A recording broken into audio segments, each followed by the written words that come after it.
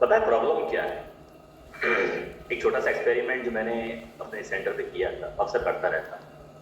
जो पुराने हैं उन्हें बता दी। एक कैंडिडेट यहाँ पर आया था बैच के अंदर। भरत यादव से कई गुना अधिक समस्या उसको हुई। अब मात्र 7 दिन का बैच होता है मेरे यहाँ पे। उसी में कॉन्फिडेंस लाना होता है, उसी में आवाज निकालनी होती है, क्योंकि 7वें दिन हमें लाइव आना होता है। हमारे वहां चैलेंज क्या होता है कि जिस दिन बच्चे आते हैं मैं उसी दिन स्टेटस लगा देता हूं कि हम इस तारीख को इतने बजे लाइव आने वाले हैं। ठीक है, अब बच्चे जो आते हैं उसमें हर तरह के भांति भांति के होते हैं। कुछ आप जैसे कॉन्फिडेंट भी होते हैं निखिल, कुछ भरत जैसे डरपोक भी होते हैं जो बार बार कहने के बाद भी नहीं बोलते। भरत अब ठीक हो गया है। तो एक कैरेक्टर ऐसा आया था जिसके मुंह से आवाज ही नहीं निकलती, है ना। 3-4 दिन निकल गए। मैंने कहा क्या किया जाए, तो मात्र 3 दिन बाकी हैं और लाइव आना है। इसको टाल दूंगा, लाइव लेके नहीं आऊंगा तो मेरी इमेज खराब होगी। बाकी बच्चे क्या बोलेंगे, अच्छा सर नहीं बोलता तो साइड में कर दिया आपने, जो बोलता उसको लाइव ले आए।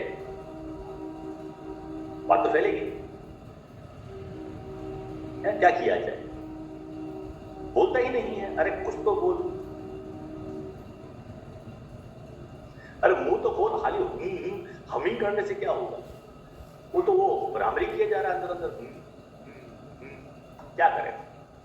तो मैंने साइकोलॉजी गेम खेला, उसको आगे बुलाया। आगे आया, बोल। वो नहीं बोल रहा है।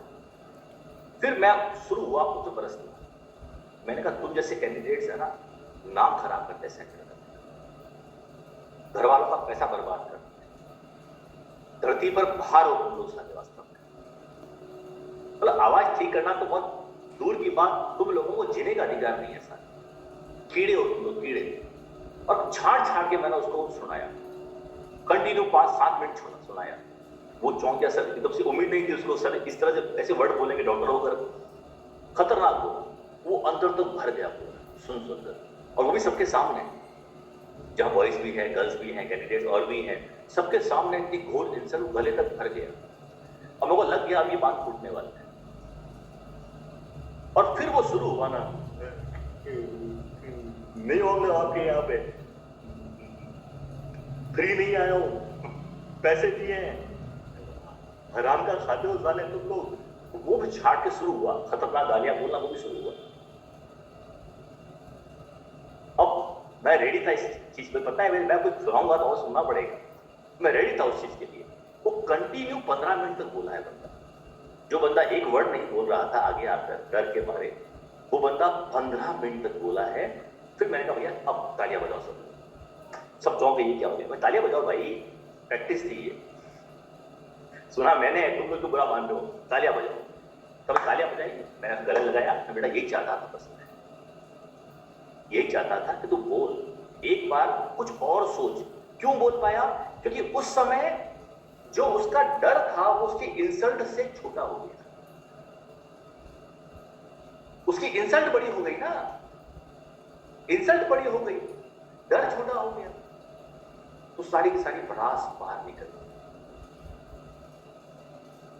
एनिमा लगा दिया मैंने, पेट साफ हो गया एक बार में।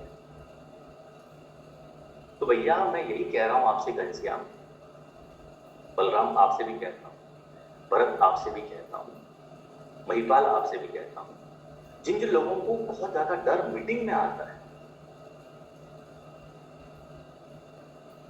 सिंपल सा फंडा है कि इस तरह से बोलो कि जिंदगी खेल जाए।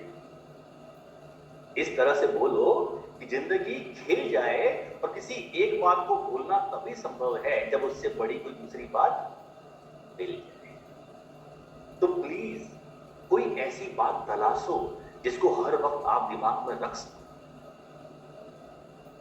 हर वक्त दिमाग में कोई विचार रखो, तब जाके आप डर की बात को भूल पाओगे।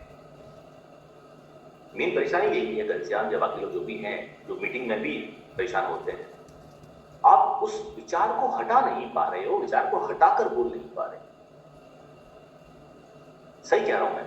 डर कोई समस्या नहीं है, डर कोई बीमारी नहीं है, डर एक फितरत है। जब भी कोई आपसे बड़ा या आपसे पावरफुल या आपसे बेहतर आपके सामने आएगा और आप उसे बड़ा बेहतर पावरफुल मानोगे, डर आएगा। आज अगर मेरे सामने कोई मुझसे बड़ा पावरफुल आ जाए है तो क्या मुझे डर नहीं आएगा?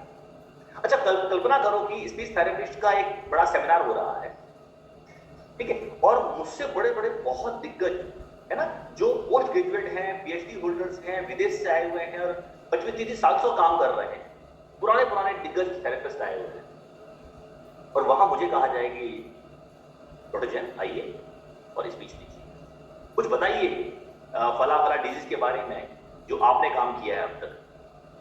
ये नहीं कि मोटिवेट करना है, मोटिवेट करना तो हम सबसे आगे हैं, वो आपने कह दिया कि आपको जो है एमनीशिया के ऊपर आगे आके बोलना है, कुछ पॉइंट्स लाइव डालिए कि आपने किस तरह के ट्रीटमेंट किए हैं, अब तक कितने पेशेंट हैंडल किए हैं आपने अब तक, और सामने 1000-1200 बैठे हैं जो मुझसे खतरनाक खतरनाक दिग्गज हैं, जेंट्स हैं, लेडीज हैं, विदेशी हैं, हर तरह के हैं। तो क्या मैं इतना कॉन्फिडेंस से बोल पाऊंगा जैसे आज बोल रहा हूं? डर आएगा, घबराहट आएगी, आपकी भाषा में कहूं तो फटेगी। सिंपल सी बात है, जैसे बोलता निकलना फटी पड़ी है, फटेगी, कोई टेंशन नहीं है इसमें।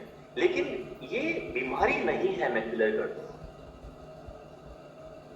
बीमारी नहीं है। आप बताओ क्या होता है, तो मैं 2 सवाल दूंगा क्योंकि जरूरी है बताना इस चीज को।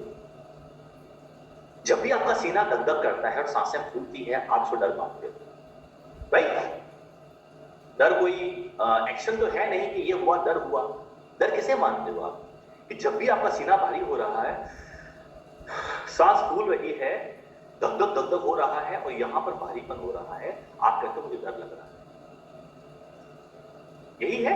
अब मैं क्लियर कर दूं कि ये जो चेंजेस हो रहे हैं, जो आपके अंदर ये फिजियोलॉजिकल चेंजेस आए हैं, क्यों आए हैं?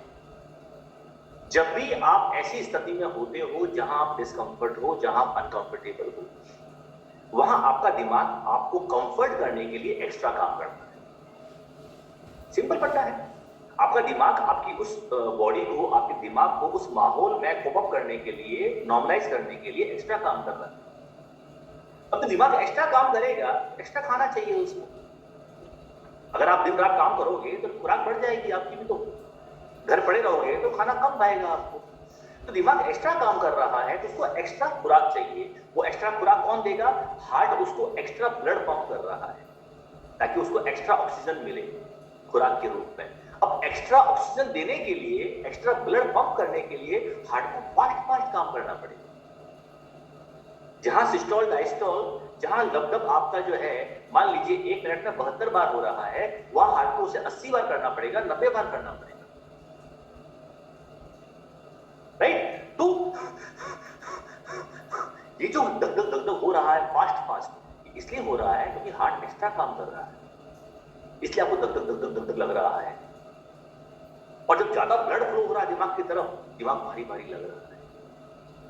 ये कारण है, ये कोई बीमारी नहीं है, ये कोई डर नहीं है, दिमाग उसे नॉर्मल करने की कोशिश कर रहा है।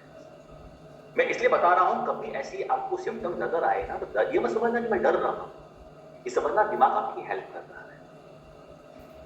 और जैसे ही आप वहां पे कंफर्टेबल हुए, आपको सब कुछ अपना अपना लगने लगा, अपने घर के लगने लगे, अपने भाई बहन लगने लगे, भाई बहन जो भी लगने लगे आपको अपने लगने लगे, दिमाग वापस कंफर्टेबल हो जाएगा और ये तक तक तक तक तक तक कम हो जाएगा। तो जब भी सीने में ऐसा कुछ हो, दिमाग में विचार लेके आना और बोलना दिमाग को, thank you very much for helping me, मेरी मदद करने के लिए शुक्रिया, मुझे पता है तू मेरी मदद करने की कोशिश कर रहा है, इसलिए एक्स्ट्रा ब्लड सप्लाई कर रहा है। कई बार पिताजी आपको थप्पड़ लगाते हैं, एग्जाम दे रहे पढ़ाई नहीं करते हो तो बुरा लगता है आपको ना, पर हकीकत क्या है? वो मदद कर रहे हैं पढ़ाई में, है ना? वो आपके लिए खराब बनते हैं, आपको डांटते हैं, चिल्लाते हैं, फटकारते हैं, आपकी सुविधाएं बंद कर देते हैं, बाहर खेलना बंद कर देते हैं, बाहर जाना बंद कर देते हैं। क्यों? ताकि आप पढ़ाई पर फोकस कर सको। और उस समय आपको लगता है कि सारा गुंडागर्दी कब बंद होगी, ये खानदानी गुंडागर्दी जो चली आ रही है पीढ़ियों से, कि परदादा ने दादा को मारा, दादा ने बाप को मारा, बाप मुझे मार रहा है, आने दे मेरी औलाद को बदला दूंगा। तो ये जो खानदानी पीढ़ी चली आ रही है गुंडागर्दी कब खत्म होगी? तो ये गुंडागर्दी नहीं है, ये पेन है जो पिता बच्चे के लिए ले रहा है। तो बच्चा थैंक यू बोलेगा बाद में जब वो पास हो जाएगा। ठीक इसी तरह से आपको लगता है कि ये धक धक दुख दुख दुख दुख पेन घबराहट हो रही है, ये एक्चुअली डर घबराहट नहीं है, दिमाग आपकी मदद करने की कोशिश कर रहा है ताकि आप जल्दी से जल्दी नॉर्मल हो जाए। तो बेस्ट तरीका है जब भी ऐसी स्थिति हो आप